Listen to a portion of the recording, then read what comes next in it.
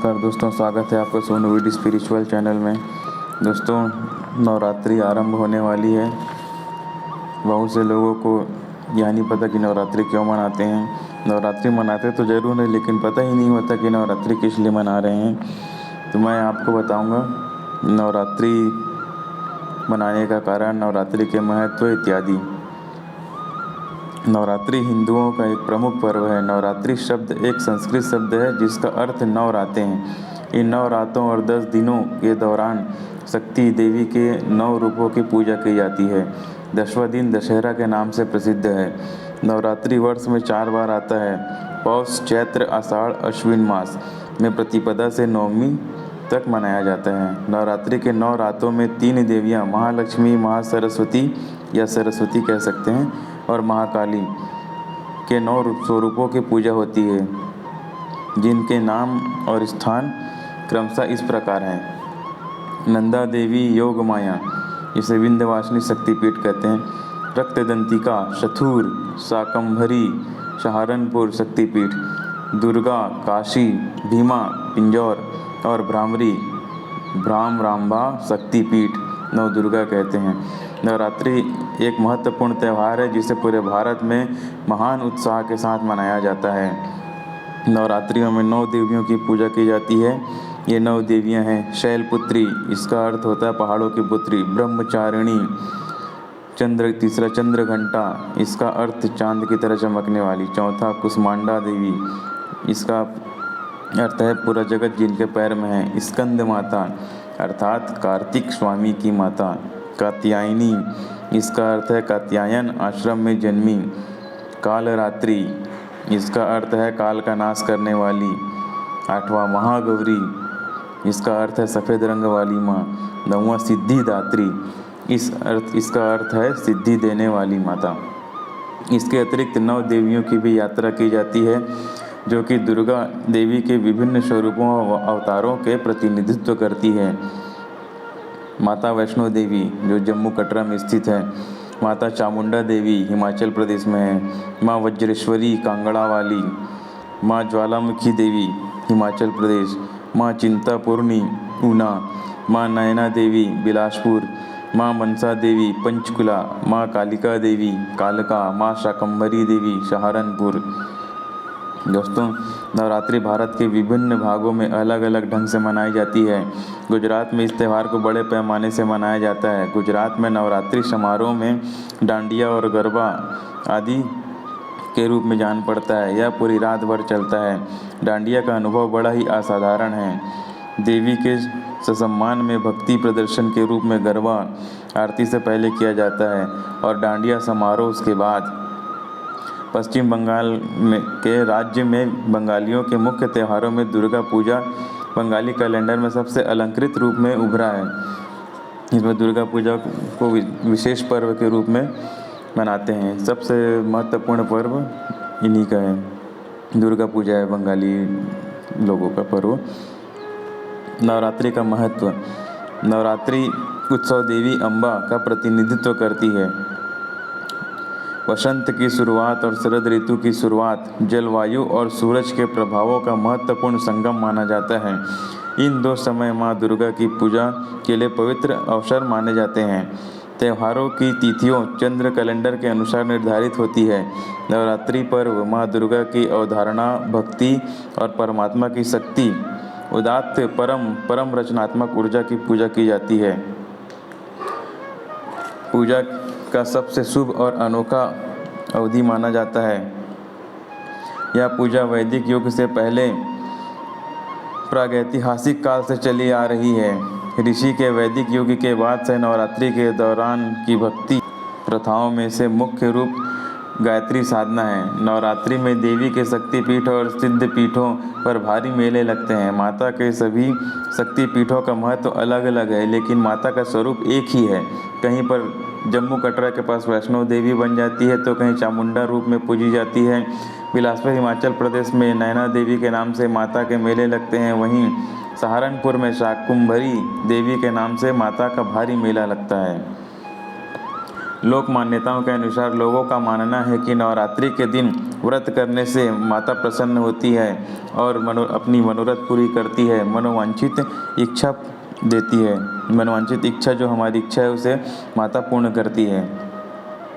नवरात्रि के पहले दिन देवी दुर्गा की पूजा करने के लिए समर्पित किए गए हैं। यह पूजा उनकी ऊर्जा और शक्ति की जाती है। प्रत्येक दिन दुर्गा एक अलग अलग रूप को समर्पित है।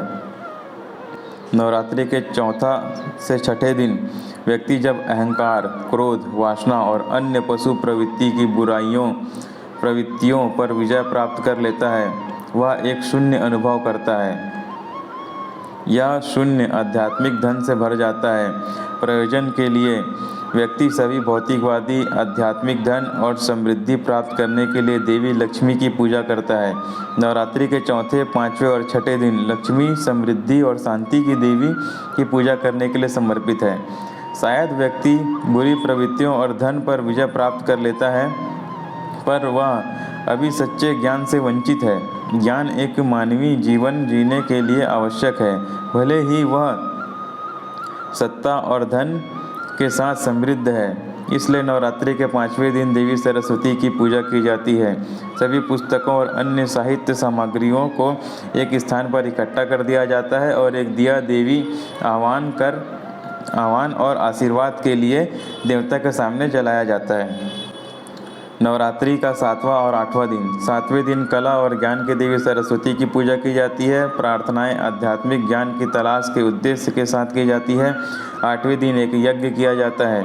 यह एक बलिदान है जो देवी दुर्गा को सम्मान तथा उनको विदा करता है। जो यज्ञ करते हैं उसमें देवी माता का यज्ञ किया जाता है तथा उनको ससम्मान उनको विदा करके उनके धाम या उनके स्थान में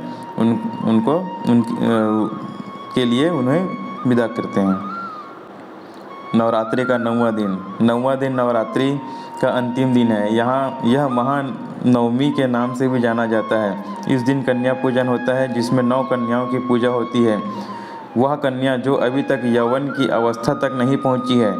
इन 9 कन्याओं को देवी दुर्गा के 9 रूपों का प्रतीक माना जाता है। कन्याओं का ससम्मान तथा स्वागत करने के लिए उनके पैर धोए जाते हैं। पूजा के अंत में कन्याओं को उपहार में नए कपड़े प्रदान किए जाते हैं या श्रृंगार का सामान या कुछ धन देकर या सभी चीज़ें देकर उन्हें उनके चरण स्पर्श करने के बाद उन्हें विदा करें। या इस प्रकार से नवरात्रि के 9 दिन होते हैं। फिर 10वां दिन होता है दशमी, जिसे दशहरा के नाम से जाने जाते हैं। प्रमुख कथाओं में एक दशहरा की कथा मैं आपको बताता हूँ। लंका युद्ध में ब्रह्मा जी ने श्री राम से रावण वध के लिए चंडी देवी का पूजन कर देवी को प्रसन्न करने को कहा और बताए। चंडी पूजन और हवन हेतु दुर्लभ 108 नील कमल की व्यवस्था की गई। वहीं दूसरी ओर रावण ने भी अमरता के लोभ में विजय कामना से चंडी पाठ का प्रारंभ किया। यह बात इंद्रदेव ने पवन देव के माध्यम से श्री राम के पास पहुंचाई और परामर्श दिया कि चंडी पाठ यथासंभव पूर्ण होने दिया जाए। इधर हवन सामग्री में पूजा स्थल के एक नील कमल रावण की मायावी शक्ति से गायब हो गया और राम का संकल्प टूटता सा नजर आने लगा। भय इस बात का था कि देवी माँ रुष्ट न हो जाए। दुर्लभ नील कमल की व्यवस्था तत्काल असंभव थी। तब भगवान श्री राम को सहज ही स्मरण हुआ कि लोग उन्हें कमल नयन नवकंच लोचन भी कहते हैं, तो क्यों न संकल्प पूर्ति हेतु एक नेत्र अर्पित कर दिया जाए। और प्रभु श्री राम जैसे ही तुणीर से एक बाण निकालकर अपना नेत्र निकालने के लिए तैयार हुए, तब देवी माँ प्रकट हुई और हाथ पकड़कर कहा, राम मैं प्रसन्न हूँ, और विजय श्री का आशीर्वाद दिया। वहीं रावण के चंडी पाठ में यज्ञ कर रहे ब्राह्मणों की सेवा में ब्राह्मण बालक का रूप धरकर हनुमान जी सेवा में जुड़ गए। निस्वार्थ भाव से सेवा देखकर ब्राह्मणों ने हनुमान जी से वर मांगने को कहा। इस पर हनुमान जी ने विनम्रता पूर्वक कहा, प्रभु आप प्रसन्न हैं तो जिस मंत्र से यज्ञ कर रहे हैं उसका एक अक्षर मेरे कहने से बदल दीजिए। ब्राह्मण इस रहस्य को समझ नहीं सके और तथास्तु कह दिया। मंत्र में जया देवी भूर्तिहरिणी में ह के स्थान पर क उच्चारित करने को कहा। यही मेरी इच्छा है कहकर यह वरदान हनुमान जी ने ऋषियों से मांगा। भूर्तिहरिणी यानी प्राणियों की पीड़ा हरने वाली, और करणी का अर्थात है प्राणियों को पीड़ा देने वाली, जिससे देवी रुष्ट हो गई और रावण का सर्वनाश करवा दिया। हनुमान जी महाराज ने श्लोक में ह की जगह क करवाकर रावण के यज्ञ की दिशा ही बदल दी। इस तरह श्री राम जी विजयी होना तय हो गया। श्री राम जी का विजय होना तय हो गया और अंततः श्री राम जी विजय ही हुए, रावण को मारकर अयोध्या वापस गए। इस प्रकार नवरात्रि के 9 दिनों का महत्व, उसकी विशेषताएं, किस लिए नवरात्रि मनाई जाती है, क्यों मनाई जाती है, कौन कौन सी देवियों का नवरात्रि के दिनों में पाठ पूजन किया जाता है, तो यह सब इस प्रकार से। और आखिरी में 10वें दिन, दशमी के दिन दशहरा मनाया जाता है। इस तरह नवरात्रि मनाए जाने की परंपरा हमारे भारत में है, हमारे हिंदू धर्म में है। अतः यदि यह वीडियो आपको अच्छा लगा हो तो इस वीडियो को लाइक कीजिए, चैनल को सब्सक्राइब कीजिए और इसे शेयर कीजिए। धन्यवाद।